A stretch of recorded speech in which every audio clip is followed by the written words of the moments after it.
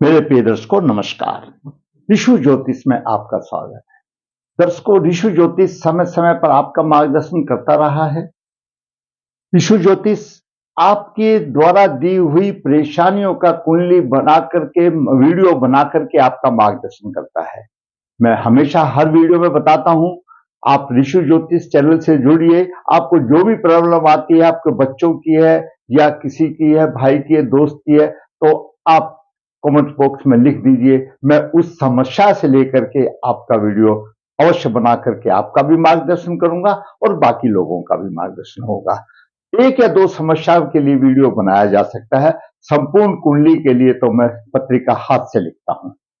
दर्शकों, ऋषु ज्योतिष हमेशा बताता है कि नर्मदा जी के तट के नजदीक है, यहां पर कालसर्प दोष की पूजाएं की जाती है। जो इच्छुक है संपर्क कर सकता है। मां नर्मदे सबका दुख दूर करती है। दर्शकों, आज के वीडियो में मैं आपका मार्गदर्शन करूंगा। एक प्रश्न आया है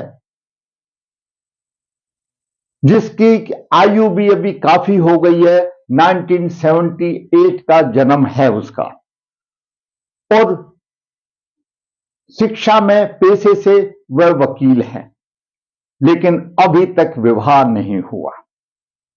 तो उसने प्रश्न किया कि गुरुजी, मैं बाकी सब जगह से मैंने पूछताछ किया, लेकिन सभी पंडितों ने कुछ अपना अपना विचार रखा, लेकिन कहीं से कुछ सहमति बात नहीं बनी।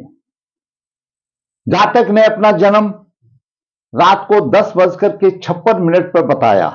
दर्शकों, थोड़ा सा हमने उससे टेलीफोन से विचार विमर्श किया कि 78 में हम इतने एडवांस भी नहीं थे, और फिर कुछ जगह ऐसी होती हैं, चाहे हॉस्पिटल हो क्या हो, 2-4 मिनट का घड़ी का भी एरर हो जाता है। अगर हम उसको ऐसा मान के सोचें कि लगन घंटात के समय पर हुआ, तो वो भी संभव हो सकता है। तो 11 बजे या 11 बजने से 1 मिनट पर दूसरा लगन चेंज हो जाता है, और जब लगन चेंज हो जाता है तो हमने उसकी कुंडली को जन्म माना रात को 11 बजे। 10:56 की जगह पर हमने 11 बजे माना, क्योंकि 2-4 मिनट का घड़ी में एरर हो सकता है।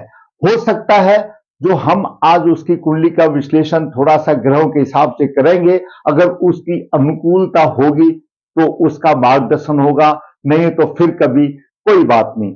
10:56 से उसका वीडियो बनाने की, फिर मार्गदर्शन करने की कोशिश करेंगे, उससे आपका भी मार्गदर्शन होगा। और हमने आज उसको रात्रि 11 बजे का जन्म लेकर के हम आज वीडियो बनाकर उसका मार्गदर्शन कर रहे हैं। उसका नहीं होगा तो किसी मेरे भाई का तो होगा, कोई ना कोई किसी का तो मार्गदर्शन होगा। वह अपना ग्रहों का जो प्रभाव है उससे वो देख सकता है उसको क्या है। दर्शकों, मैं हमेशा बताता हूं, ये लगन है, 12 खाने हैं। लगन लगने स्वयं का प्रतिनिधि करता है। द्वितीय भाव धन का, तृतीय भाव पराक्रम, चतुर्थ भाव सभी प्रकार के सुख का भाव है, माता भूमि मकान का, पंचम भाव शिक्षा विवेक बुद्धि का भाव है, छठा भाव रोग शत्रु कोट का भी भाव है, सप्तम भाव जीवन साथी का भाव है, और व्यवसाय का भाव है, अष्टम भाव स्वयं के आयु कष्ट, और नवम भाव भाग्य भाव, दसम भाव शीर्ष कोण है, व्यवसाय में संबंध सम्मान का भाव है, एकादश भाव आमदनी का, इच्छा पूर्ति का, आदि का भाव है, बड़े भाई का भाव है, द्वादश भाव खर्च का, सेवा सुख का भाव है। ये साधारण तौर पर आना चाहिए। जो मेरे वीडियो लगातार देखते हैं उनको भी, कुछ नए दर्शक आते हैं उनका भी उससे प्रभाव होना चाहिए। तो आज का विषय है, उसने कहा कि गुरुजी, मेरा व्यवसाय भी ठीक नहीं है और मेरी अभी तक शादी नहीं हुई। अब दो बिंदुओं के लिए भी हमको कितनी मेहनत करनी पड़ती है, तो आप ध्यान से देखिए, ध्यान से सुनिए, आपका अच्छा मार्गदर्शन करने की कोशिश करूंगा। अगर कोई कमी होती है तो आप कमेंट्स बॉक्स में जरूर लिखिए, अच्छा तो अच्छा लिखिए, कमी है तो कमी लिखिए, उससे मेरा मार्गदर्शन होगा। मैं आपका मार्गदर्शन करूंगा, आपके सवाल जवाब कमेंट्स में होंगे तो उससे मेरा मार्गदर्शन होगा। जातक का व्यवसाय में परेशानी, विवाह बाधा। जातक का जन्म 25/9/1978 कृष्ण पक्ष 9 पुनर्वसी चरण 2 सोमवार को हुआ। जन्म के समय पर कन्या लगन उदय, मिथुन लगन उदय हुआ। मिथुन लगन के अंश है 00.13, 1 डिग्री भी नहीं है। जैसा मैंने पहले बताया कि वृषभ लगन का अंतिम होना और मिथुन लगन का स्टार्ट होना, ऐसे समय पर बालक का जन्म हुआ। मिथुन लगन में चंद्रमा 25 डिग्री लेकर के विराजमान है। द्वितीय भाव में उच्च राशि में गुरु 10 डिग्री लेकर विराजमान है। तृतीय भाव में शनि 14 डिग्री लेकर विराजमान है। चतुर्थ भाव में कन्या राशि में राहु 2 डिग्री 49 मिनट, बुध 4 डिग्री 40 मिनट लेकर के बुध अस्त है, लग्नेश अस्त है और सूर्य 8 डिग्री 43 मिनट पर है। पंचम भाव में मंगल 10 डिग्री और शुक्र 21 डिग्री लेकर विराजमान है। द्वादश भाव में केतु 2 डिग्री 49 मिनट लेकर के विराजमान है। दर्शकों, हम हमेशा बताते हैं पहले लगन और लग्नेश की देखिए स्थिति क्या है। इस कुंडली में लगन मिथुन लगन है और लग्नेश का स्वामी बुध चतुर्थ भाव में अस्त हो गया। लग्नेश बुध अस्त हो गया, राहु का प्रभाव भी आ गया। लग्नेश के ऊपर अस्त हो गया, साथ में राहु का भी प्रभाव हो गया, तो सम्मान कहां से मिलेगा? सम्मान की हानि हो गई। और राहु ने सूर्य को भी पीड़ित किया तो चतुर्थ भाव की भी हानि हो गई।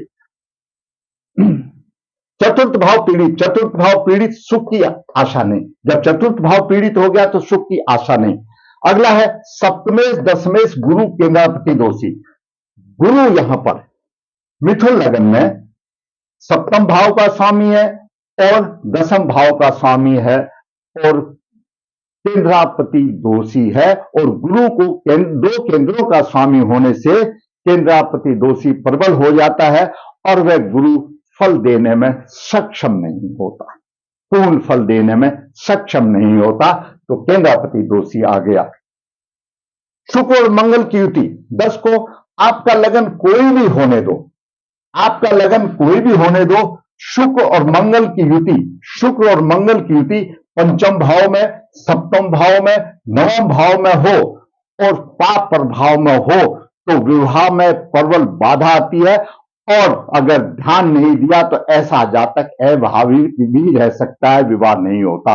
अगर शुरू से ध्यान दे लिया जाए तो शायद प्रभु का प्रसाद मिल जाए, नहीं तो शास्त्र और ये कहता है कि पंचम भाव में, सप्तम भाव में, नवम भाव में शुक्र मंगल कीर्ति हो और पाप प्रभावित हो तो विवाह में प्रबल बाधा आती है। और अगर ध्यान नहीं दिया दोषों के ऊपर तो अविवाहित भी रह सकता है। अगला, और स्त्री वियोग से पीड़ित हो जाता है। तो इन्हीं बातों के ऊपर संबंधित कुंडली में हम विचार करेंगे। शनि की महादशा 1188 से 12/5/7 तक रही, पूर्व फाल्गुन नक्षत्र ठीक रहा। 2007 तक शादी होने की कोई गुंजाइश भी नहीं थी। बुध महादशा, बुध लगने से अस्त है, 12/5/2007 से 21/5/2024 तक उत्तर फाल्गुन नक्षत्र में चल रही। तो अस्त की जो दशा होती है वो अशुभ ही होती है। जो ग्रह पीड़ित होता है उसकी दशाएं भी अशुभ देती है। मिथुन लगन में जन्म लेने वाले जातक स्वाभाविक थोड़े से बुद्धिमान होते हैं क्योंकि इनके स्वामी बुध है। बुध बुद्धि का कारक है, वाणी का कारक है। बालक बुद्धिमान होता है और उनकी रुचि एक साथ कई काम करने की होती है और कार्य पूरा करने में उनको देरी भी हो जाती है। इनके परिश्रम के अनुपात में श्रम का मूल्य कम मिलता है और फिर हीन भावना भी आ जाती है। अस्थिरमति होने के कारण किसी कार्य में वो दक्ष नहीं हो पाते। लग्नेश बुध चतुर्थ भाव में अस्त हो गया और राहु का भी प्रभाव है। तो चतुर्थ भाव माता भूमि मकान का तो भाव है लेकिन सुख का भी भाव है, तो सुख की हानि हो गई। यहां पर सुख की हानि हो गई, बुध भी पीड़ित हो गया और सूर्य भी पीड़ित हो गया। आगे बात करते हैं। सूर्य तृतीय भाव का स्वामी, पराक्रम का स्वामी है और चतुर्थ भाव में है। सामान्य तौर पर माता भूमि मकान आदि का सुख देगा। सप्तम दृष्टि से व्यवसाय को देखा, व्यवसाय में तरक्की देगा, परंतु सूर्य भी राहु से पीड़ित हो गया तो सुख कहां देगा और व्यवसाय में भी परेशानी आ जाएगी क्योंकि राहु पीड़ित हो गया और राहु को भी ग्रहण लग गया और बुध पर भी राहु का प्रभाव हो गया, जड़त्व योग हो गया, बुद्धि भ्रष्ट हो गई, प्रबल पितृदोष आ गया। अब बात करते हैं चंद्रमा की। चंद्रमा 10 को द्वितीय भाव का स्वामी है और लगन भाव में है। कुटुंब और धन का अच्छा सुख होगा। ऐसे जातक के परिजनों से मधुरता कम होगी, परिजनों से मधुरता कम होगी, अपने व्यवसाय से धन कमाने वाला होगा, दूसरे के काम करने के लिए हमेशा तत्पर रहेगा, मनोबल अच्छा होगा। और चंद्रमा सप्तम दृष्टि से सप्तम भाव को देख रहा है, अगर स्त्री मिले तो स्त्री का सुख अच्छा होगा, चंद्रमा दे दिया। आगे बात करते हैं मंगल की। मंगल मिथुन लगन के लिए प्रबल पापी ग्रह है, छठे भाव का स्वामी है, छठे से छठा एकादश भाव का स्वामी है, पंचम भाव में है। मंगल के साथ शुक्र भी आ गया। अगर मंगल और शुक्र की युति पंचम भाव में हो तो शिक्षा से संबंधित, छठा भाव कोर्ट कचहरी का भाव है, छठा भाव कोर्ट कचहरी का भाव है, कोर्ट कचहरी भाव का स्वामी पंचम भाव में आ गया। और शुक्र तुला राशि का स्वामी, तुला राशि न्याय की प्रतीक है, और शुक्र दैत्य गुरु दैत्याचार्य है, दैत्यों के गुरु हैं, शुक्र भी एक गुरु है और तुला राशि का स्वामी है, तो और कोर्ट कचहरी का है, और तुला राशि न्याय संबंधित करते थे। ऐसा जातक कोर्ट कचहरी से संबंधित, न्याय से प्रणाली से संबंधित शिक्षा ग्रहण करने में उसको आसानी हो, क्योंकि न्याय का प्रतीक है और शुक्र अपनी राशि में है। परंतु मिथुन लगन के लिए मंगल अकारक है। लगन कोई भी हो, जब आपका मंगल और शुक्र, कोई भी लगन होने दो, मंगल और शुक्र यहां हो, यहां हो, यहां और पाप प्रभाव में हो तो विवाह में बाधा आती है। यहीं पर शनि की तीसरी दृष्टि आ रही है, और शनि न्याय का देवता है, शनि न्याय का देवता है और शिक्षा भी न्याय संबंधित है, ये उसका योग बन रहा है। आगे बात करते हैं गुरु की। दर्शकों, गुरु सप्तम भाव का स्वामी है और दसम भाव का स्वामी है, और द्वितीय भाव में उच्च राशि में है। दूसरी तरफ गुरु भी उच्च राशि में हो या स्वयं की राशि में हो, उच्च राशि में हो या स्वयं की राशि में हो, और मीन राशि से संबंध हो, तो मीन राशि का संबंध भी सत्य और न्याय में इस शिक्षा के लिए अच्छा माना जाता है।